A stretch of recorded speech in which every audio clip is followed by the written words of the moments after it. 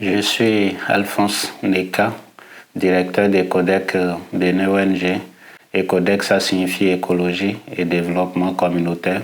C'est une organisation créée en 2016 de droit béninois, dont le siège national se trouve dans la commune de Tangueta, au nord-ouest du Bénin, avec une antenne dans la ville de Boïcon, au sud du pays. Ecodec Bénin intervient dans les domaines de l'environnement, de l'agroécologie, de la biodiversité et du développement des activités génératrices de revenus, notamment en lien avec les produits forestiers non ligneux.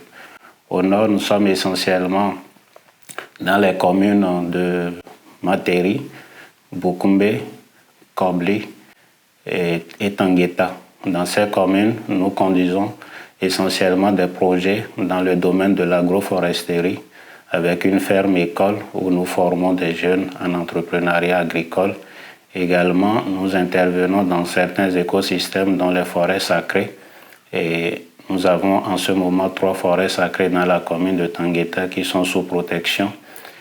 Plus au sud, nous sommes dans la forêt marécageuse Klanzou, qui est une forêt presque unique en Afrique de l'Ouest, qui contient une biodiversité assez variée. C'est une forêt marécageuse alimentée par un cours d'eau 12 mois sur 12 et très riche en biodiversité qui attire assez de touristes.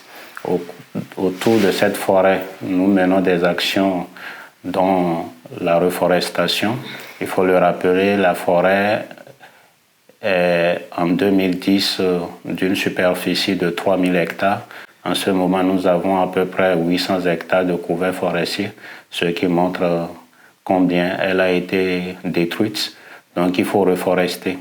En ce moment, nous travaillons avec les autorités locales sur la récupération des parcelles qui ont été reprises par les populations pour l'activité agricole. Et là, nous sommes déjà 2e année de reboisement avec une vingtaine d'hectares reforestés.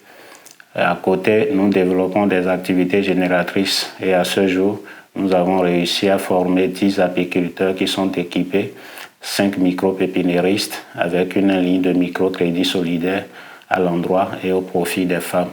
En ce moment, nous comptons une dizaine pour leur permettre de développer des activités de petits commerces domestiques afin de leur soustraire de l'exploitation de la forêt. Le projet ici, en ce moment, c'est le développement de l'axe écotourisme afin de permettre la génération des revenus au profit des communautés qui vivent autour de la forêt, mais en même temps protéger, sensibiliser et éduquer sur la conservation de cette forêt. C'est aussi un moyen de création d'emplois durables pour les guides qui seront formés, installés.